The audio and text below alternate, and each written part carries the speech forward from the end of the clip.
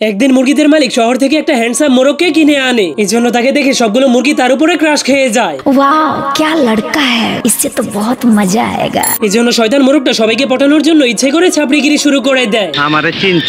কিন্তু তখনই এই হাঁসটা গ্রামের এই মোরগটাকে গিয়ে বলে, একটা শহরের ছাপড়ি মোরগ এসে তোমার সব বউদেরকে নিয়ে পালিয়ে যাচ্ছে।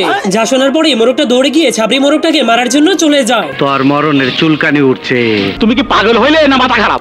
কিন্তু সে তাকে মারতে গিয়ে উল্টো নিজেই মার খেয়ে ফেলে। এজন্য হাঁসটা অনেক রেগে তাকে মারার জন্য চলে যায়। এজন্য মোরগটা তাকে উড়িয়ে দেয়।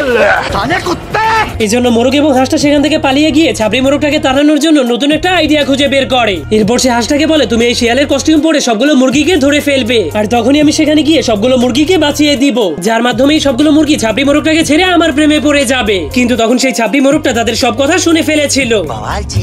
এরপর মুরগিগুলোর সঙ্গে কি হবে তা দেখতে চাইলে অবশ্যই কমেন্টে পার্ট 2 লিখে দিন। ঠিক আছে।